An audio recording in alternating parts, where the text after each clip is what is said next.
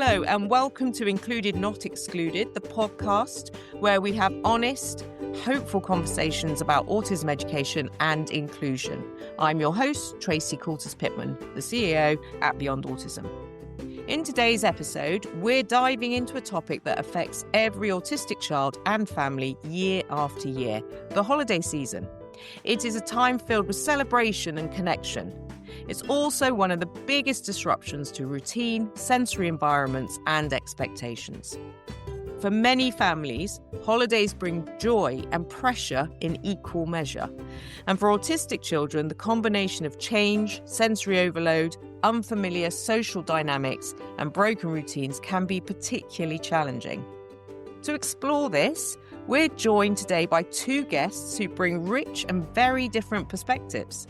First of all, Sam Curtis, a parent navigating the realities of the holiday period with her autistic son, including the preparations, the celebrations, the emotional highs, and the moments that require deep resilience. I'd also like to introduce Francesca Moore, a member of the BeyondAutism team and autistic adult, who will share what holidays were like for her growing up, what felt overwhelming, what brought comfort, and how those experiences now shape her professional support for families today. So, altogether, we're going to explore how holidays can be made more inclusive, how families can create calm within the chaos, and what schools and communities can do to support children before, during, and after seasonal breaks. So let's get started. Sam, it's great to have you on the podcast. Thanks for joining us. So, Sam, what do the holidays look like at home for your family? And what are the biggest challenges for your son, Charles? Well, it's kind of a tricky time of the year for Charles. Charles loves his routines, absolutely loves his routines. So when it's the holidays, it can be quite difficult. It can be quite challenging. What we try to do with Charles now is sort of pare everything back a bit, visual timetables. We still do have a bit of routine because mornings are mornings every day of the year. It's no Yes. difference really. I just try to have a sense of calm as much as we can and try to have some kind of routine so Charles kind of knows what's going to be happening.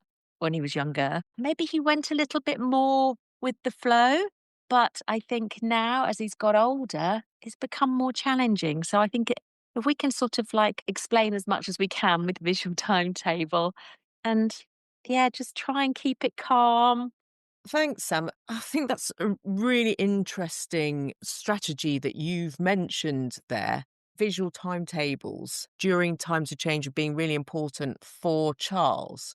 And I just wonder whether it's worth us talking a little bit now about what a visual timetable is. For our listeners who don't know, a visual timetable is a tool that can have images or symbols or illustrations on it to represent the sequence of activities or events throughout a day or a specific period. We commonly use them in education settings and we encourage the use of them at home if it's a strategy that works really well for a particular child or learner. And we certainly try and help families with how to use a visual timetable. And I suppose the key elements of it is that it's usually a sequential layout. So it will give an order to what's about to happen or what's going to happen across a day or a shorter period of time, depending what is needed. And I think we find that the benefits of this is that it really can help to reduce anxiety. There's some predictability to it and there's a structure. It definitely supports independence. So somebody using a visual timetable can follow the schedule without having constant reminders from someone else. Though, of course, for some children, it's important that it's an interactive tool with the family so that everybody knows what's going on. It can enhance communication and it can really improve focus. So it could minimize uncertainty and distractions. So, Sam, I'm really glad you mentioned that as a strategy that others might be interested in. Considering what we've just been talking about, are there any parts of the Christmas holidays that Charles particularly enjoys? I think he certainly enjoys having his brother home for the holidays. He loves having his grandparents they're not staying with us this year. This year, I've put them out to stay in a hotel because, again, a little bit Ah, yeah. calmer for Yeah. everybody to have a bit of space. I mean, he loves seeing his grandparents, but his grandparents are really elderly, so we have to be really careful. Are you happy to share with everyone how old is Charles Charles is now? 17. He was 17 last week. I would say over the past 18 months, 2 years, where things have got really bad. I think when puberty hit Ah. Charles, I think it really did knock him for 6. I really do. So we've had lots of things, extreme meltdowns, self-harming, transitioning issues, which have been horrendous. Again, working on them all now with more visual timetables. Again, just paring things back a bit, not having too much going on, just really, really taking a deep breath and just remaining calm and trying to go with it so that he's happy with whatever he's doing. He might need a bit more time and things to Mm. transition or whatever, but we just have to pare it all back, I think. Do you think that there are sort of expectations from your family around how Christmas should run, for example? Or is because everyone's grown up with Charles, you've kind of found a way of Yes. making it all inclusive? Yes, that's exactly it. We don't really have anybody else come over. We have hosted like an early evening drinks thing where we had a couple of neighbours in. One time it went okay, one time it didn't. It was kind of like, well, sorry, but it's kind of over now. Yeah. Thank you for coming and bye. Sort of like moving them out of the house. I mean, you have to make exceptions. You have to make exceptions and you have to you just have to go with it. I feel you have to go with it, but I don't know, between Greg and I and George, we muddle through. Everybody does their bit, and it's about keeping Charles happy and keeping everybody safe. So, Francesca, what were the holidays like for you growing up? Let's start there and we'll segue into being the professional that you are now. I'm really interested if you're happy to share. I loved Christmas, was obsessed with Christmas. It's been what I gear for all year round, start Christmas songs in July. Ah. Yeah, they were very rooted in routine, and I think that's what I really enjoyed about it, is that it was the same every year. Get up at the same time, the structure. I'll be honest, I didn't realise until I was a bit older that actually I was perhaps the Charles in that scenario, in the sense that I didn't realise until the last couple of years that actually everyone was only ever doing it a certain way because of me, not because that's necessarily what they wanted, but they knew that that's what was really important to me. And we had the same thing Christmas Eve, we go to my grandparents and whatever. It was the same thing forever since birth. But obviously, there got to a point where, you know, grandparents aren't around forever. And Yeah. then it's like, suddenly it was in, I think, 2017. Suddenly everything's like Christmas is changed forever because it's irreversible. I can't do that now. That doesn't exist, that routine. So, yeah, that was really challenging. And since then, it's been trying to kind of establish a new routine that, again, I kind of identified actually that the routine that was set was actually only ever really because that's what I wanted or expected. And that's what my parents and everyone kind of facilitated, because it was clearly more of a problem for me than it was anyone else. They were quite happy to just do whatever sort of festivities, to be honest. But I love Christmas, everything about it. It's just the best time of year.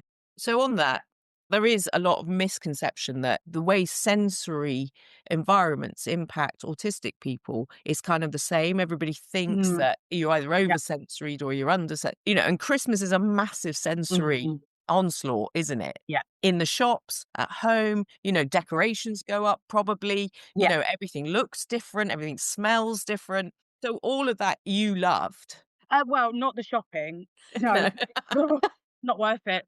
The sensory aspect, like, again, the smell of Christmas tree and all of, like, the Christmas candles every time they're out, it's walking around and smelling every single one of them and, rating them out of 10, and then, okay, I'll take these ones. I'll spend 50 quid on on candles and take them with me, even though they all smell the same because I love them. But yeah, like, all of that was really into. But again, what tends to happen, or what I see sometimes with the pupils that I work with, but also with myself reflectively, was being really, really excited, and so excited almost, and so overwhelmed by sensory input that it comes up like Christmas Day happens, and the expectation, and this is a day that I love, everything's going to be exactly as I expect it to, and it's going to be the same as every year, and all of the sensory input that I'm seeking, the tinsel and the lights and the smell of the Christmas tree and everything that, like, I live for, that's going to be fantastic. And then, I've got just the right present and this is what's going to happen. But obviously, at 28, as I am now, you're not going to have the same Christmas as I did when I was 6, because that's life. You grow up, and also things change, and also you can't control. And this is something where, like with what Sam's saying, me and Charles aren't worlds apart in trying to control the environment and, have everything a certain way. So when that doesn't go to plan, because it's not physically possible for the Groundhog Day doesn't exist. So when inevitably something, even something small, doesn't go as expected, it's fallen from a high. Almost, your expectations are up here and there's a long way down. So that can get very difficult. And it's like the Christmas tree is it's part of my life, Christmas tree. Even to this day is when I'm looking to move house at some point. And I've always, since childhood, whenever we've moved house or whatever, my mum now does the same thing, is that, okay, the first thing, okay, but where would the Christmas tree go? It's not about anything else. Doesn't matter the size of the rooms, how many rooms there are, where it is. And then it's now intrinsic in my mum's brain that every time she goes to look at something, she's like, oh no, that corner will not do for Francesca. We're going to have to try something else. In terms of the sensory overwhelm and the excitement, and then the expectation of the day. And obviously it only happens once a year. So all of that, it can be quite overwhelming. And the last few years definitely have taught me that. Sam, just bring you in on the sensory points. In terms of how the home might look different with the Christmas tree and so on, do you involve Charles with that? Well, I mean, I do. I always buy him a couple of little Christmas decorations so that he can put them on the tree, for like a Toy Story little thing. But, I must say, I do like my Christmas tree a particular way and everything. I kind of put, I want the household to look pretty and everything. It's not too much. And also like the present thing, obviously when George was younger and Charles was younger, I don't think he really sort of understood so much, like on Christmas morning, they want to open their presents and kind of Charles would always have presents to open. But again, we don't overload the present situation. He may have one really nice something, and then we might do another gift the next day or something. Do you know what I mean? We try to spread things out a little bit now. As the kids have got older as well, they don't really need anything. They have little bits and bobs, but they don't really need things as such. So normally I have grandparents in here in the day. And then when Charles goes up for his bath time at like 7, then obviously then they go into the sort of sitting room and then, kind of enjoy the rest of the evening. I think this year with the grandparents not staying in the house, I think it's going to make a massive difference, because the problem is with elderly people as well, they kind of get up through the night and stuff like that. And it does disturb our Charles. He's a very light sleeper. So I think if it's just us in the house as normal, and then grandparents can come after breakfast. Do you know what I mean? I think it will work a lot better this year, because last year was horrific. So although we are celebrating Christmas and we are really enjoying it as a family, we don't kind of go too OTT with the Christmas thing. It's almost like having grandparents here. He can see everybody, they kind of not make a fuss of him, because I say to him, please give him his space. And he actually comes around a bit more that way. Yeah. So we kind of let him do it at his pace. It also sounds to me, Sam, like it kind of works for everybody. It's not like you're making massive concessions at the expense of other people. It just works for everyone. That's how it works for the family. Yes. And everybody, like you say, can hopefully enjoy the time together. Yes, exactly. They all know how Charles is. There's no expectations. And so I just try to keep it just so that everybody has a lovely time, but it's not over the top. We're not having a house full of people and things like that. And another thing, the last time we did host, we actually did it when he'd gone to bed, and it was much better. So we had a couple of neighbours in a little bit later for a glass of something. That worked a bit better when Charles was in bed. He's nice, had his bath and everything, all nice and relaxed. It was better. It's just lovely for everybody to be together, to be honest with you, and just try and keep it as calm and as nice as we can. I mean, Charles won't sit down at the table and have Christmas lunch. Right. So, we'll You maybe have to do put it on differently. exactly. We'll put on a movie for him. And I mean, I know he will come in, because he does come in when everybody's sitting around the table. So I always have a space for him at the table. So if he wants to come and sit and join us and have a couple of sausages, the little pigs in blankets, or he can. It doesn't matter. So from some of that, I guess, sort of top line, Francesca, what message would you share with autistic children and their parents as they approach the kind of holiday season? I think always have a backup. as an example of that, like, I'm talking to one of my pupils daily about Christmas because they're feeling that anxiety and excitement and everything coming up. You know, I'm going to do this on Christmas morning. And I'm going, oh, great. And if we can't do that, we can just do this. And that's Mm. fantastic too. Having an immediate expectation almost that it might not be exactly like that because, nothing's ever perfect.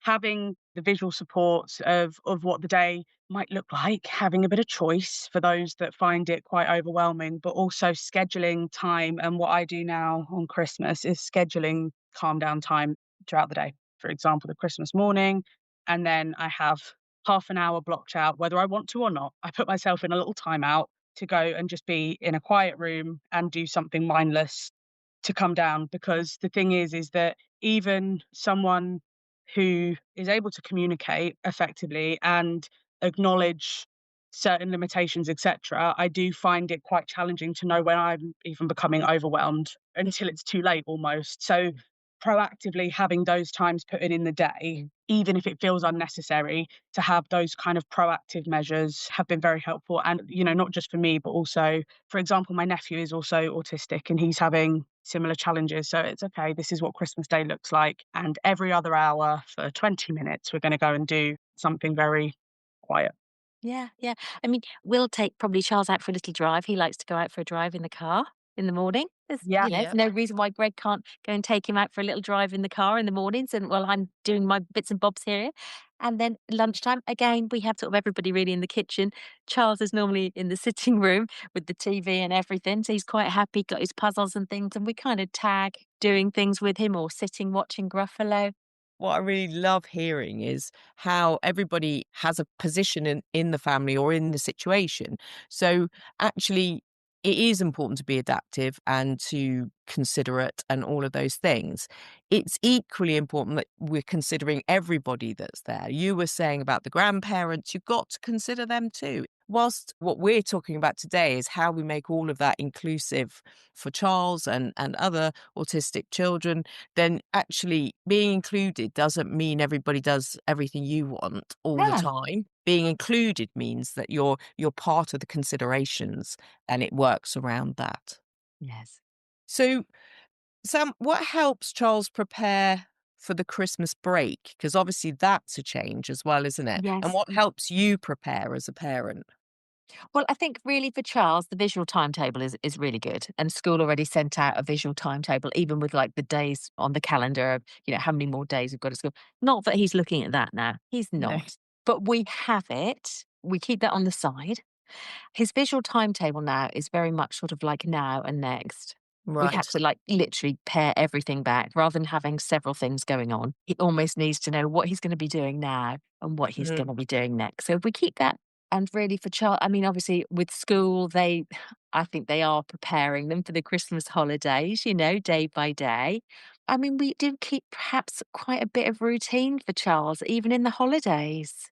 Previously, something that worked, a point that you made, this was years ago when I worked with Charles, but saying, on a half day, sometimes that doesn't work in terms of preparing him for, the holidays and stuff. For those half days, it almost sometimes would take maybe some preparation in itself or a decision on that. Is that in Charles's best interest to bring him in for a half day?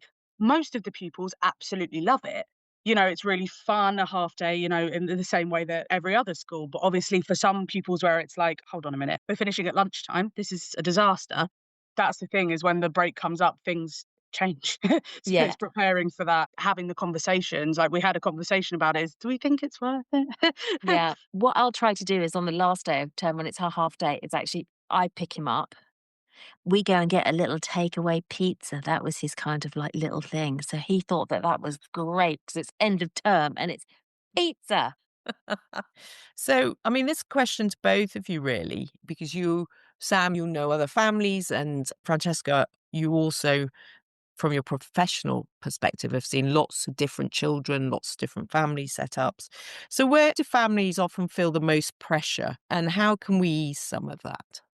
I think there's a lot of pressure on parents around Christmas anyway to make the perfect Christmas. When you have a child, young person, or adult, there's also the additional pressure to not just make the day what they expect, but to as kind of Sam said earlier, maintain the calm, make sure that that young person is calm and feels safe and feels prepared. And also, so I think what tends to happen, or what in my experience, but also the experience that I see with the young people that I work with, is a big sort of challenge around almost like mediating and fixing and being the person to balance everything and keep everything on an even keel, especially if you've got one or also more children that might have additional needs, because it's quite common that we have families where they have more than one child with autism or additional needs. And again, that means they might have a completely different idea of what they want for Christmas, and somehow you gotta be there for both of them and meet them in those expectations. So I think being mediator, balancer, and fixer of all things tends to be the role of You are, you're of juggling. You're juggling. yeah, You're yeah, juggling all the time. But also, that is how it is. yeah. That's life. I know people Mhm. want to have the perfect Christmas, but in our house, there's no such thing as perfect anyway. I don't know. You just make the best of what you have, and you have to make a few exceptions along the way. And you just want everybody to have a nice time. There might be a few hiccups, but you have to roll with it. Life isn't perfect. No, and I think it's not really for us to get into the whole sort of societal discussion on the expectation around the big festive events. For many of us, that's Christmas. For others, that might be Diwali. For others, that might be Eid and so on, but they carry with them a huge amount of societal expectation, don't they, around what that should look like. And actually, what I'm really hearing, which I think is really helpful for our listeners, is that you create your own sort of mini That's perfect. right. This is what it looks like in our Our world. house, Yeah. exactly. Yes, exactly. This is how Christmas is in our house, and that's fine. I'm completely fine with it. Greg is fine with it, and the family are fine with it. It's just that's how it is, and it's just one day. I mean, we still go out. We still go and have a walk after lunch. We have the common right outside, so we still can Yeah. get out and about. If it's raining, that's a bit different, but if it's dry, we'll Yeah. get out. And I think that also is good. That gives everybody a little bit of a breather, just a little change of scene and everything. Or if we go out for a little ride in the car, it doesn't matter. It's sort of about managing your expectations as well. Francesca, from your point of view, what small adjustments can make the biggest difference, do you think? I think for like the actual day, having a set plan almost beforehand and then backups, but also in the more busy or chaotic parts of the day, the opening presents, the Christmas dinner, stuff like that. There are a couple of little things that you can do that might make a big difference. For example, I and my nephew will go and sit down at the table for Christmas dinner 15-20 minutes after everyone else, because when everyone's dishing up this, that, and whatever, and lots of smells, and has everyone got the right stuff, it's all a bit much. If everyone's opening presents, something we've always done forever and ever is, we all have a corner of the room, because there's 4 children, we're all adults, and the partners and Yeah. nephews and nieces and X, Y, and Z, we all have a designated spot to open our presents so that everyone knows exactly what to expect. Sam, what would you love schools, family members, communities to keep in mind during this time of year? I think everybody needs to be a little bit more accepting. I do. I really feel that because our kids are Mm. always judged about this, that, or the other. We're not going to get into all that, but just being a bit kinder, just acceptance, I think. And like I say, going forward with Charles, sort of maybe lowering your expectation. Everybody kind of lowers their expectations a little bit. It's for everybody so that everybody has a nice time rather than having this perfect Christmas. Patience, understanding, and having some distractions. Whether it be a movie to go on or whether it be a nice puzzle or whether a nice book to have a look at. We just always have these things that you can use with Charles to distract him, perhaps. Yeah. Francesca, what would you love family members, the community, all our schools to keep in mind during this time of year? Similar to what Sam said, but understanding that not everybody's idea of perfect is the same. Again, you can't fit anyone into a box of what they should do to have fun, but especially not autistic people and people perhaps with other additional needs Yes. or neurodivergencies that, and again, from both sides, that's really important. Before, my brother had leftover Chinese takeaway on Christmas Day, and I honestly, my Doesn't brain matter. comprehend it for the whole day. But again, he doesn't like a roast dinner. You know what I mean? It's like you can't make people enjoy certain things. And that's the thing, is people want to do different things. Again, I'm coming from both sides, from being that person that doesn't understand how other people might not want to do exactly what I want to do, but also people understanding in general that everyone's idea of a good time looks different, and you need to live and let live. You know, a Christmas Eve, I want it to look exactly the same every year. And then, you know, my brothers, for example, almost outgrew me, if you like. They're younger than me by 7 years. I'm still there. I want to get in my pajamas at 7 o'clock, and I want to watch the film Elf 7 o'clock, and I want to do this and I want to do that. And maybe they want to go to the pub because they're now adults who want to do other things. And I'm still sat there. And I did have a bit of a harrowing moment about 3 years ago where I realized I was sat there in my pajamas with my parents at 8 o'clock watching this film. And I was like, my sister's not here, my brothers aren't here, because they're all out doing other things. And I was distraught. And then I realized, oh, that's because they have free will. Yeah. And can do what they want. And it was quite a humbling moment. But also, I think, on the flip side of that, for society in general and for the community to look and think, oh, why are they having chicken nuggets and chips for Christmas dinner? Oh, because that's what their favourite food is. Theoretically, Christmas is about, enjoyment and gift giving and all of this sort of stuff. And if that for one person looked like doing the same thing that they do every day, but they're happy, that's what's important. Exactly. I completely agree. I think that's a great place to try and pull this together. I just want to give you one closing opportunity, if you like. If there was one practical thing families or educators can do tomorrow to help make the holiday period more inclusive, what would it be? Well, for me, visuals. Preparing the children for Christmas, which I know school are doing anyway, but I just think preparation is key, certainly for Charles. Yeah, I think preparing as best as you can for Christmas, really. And then just rolling with it. Rolling with it. Love that. Thank you. Francesca? I'm going to speak quite generically because I know that some autistic people love all of the colours and the lights and everything. But in general, if we're talking as what is the most typical or frequent, I would consider when you're decorating to create a low arousal setting, as in maybe get warm lights and not LED lights, tinsels that flashing. are not bright pink and orange and whatever. And, make sure you get the lights where you can put the setting where they just stay the same. Or ones where you have an option, so that if it all gets a bit much, that we can bring it all down without, having to entirely switch off festivities for everybody. I think that's great. Thank you. I think that this is a great point to sort of summarize some of those things. And people won't see this on the podcast, but Sam, you're wearing a jumper that says the word kind on it. Yes, I know. I love it. I love it. Spread a bit more kindness. That's what I think. And, that's a theme that's coming up in every single podcast that we're doing. If you start at kind, kindness suggests, doesn't it, that you're considerate of the other person and you're thinking about that. And I think that's a great place to start, especially at a time of year for many of us when Christmas is about how you include others, how you see others that you haven't seen for a long time. And it might be about family, it might not. It might be about being with your friends, or it might be having reflective time on your own, but all of that's fine. I'm going to say thank you to our guests, Sam Curtis and Francesca Moore, for such an honest and thoughtful conversation, and to you, our listeners, for being part of it. Today's discussion reminds us that the holiday season, while joyful, can also be one of the biggest challenges for autistic children and families. And the real work of inclusion lies in listening, understanding, and making small adjustments that create safety and belonging.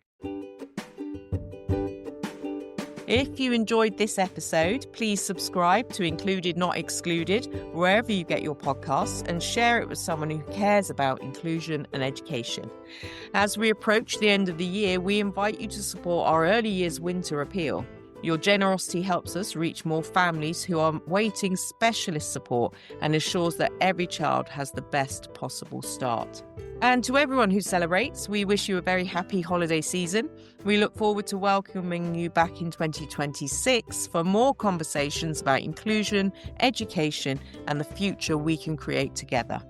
To learn more about Beyond Autism, access free resources, or make a donation to support the work with autistic children, young adults and families, please visit our website, www.beyondautism.org.uk.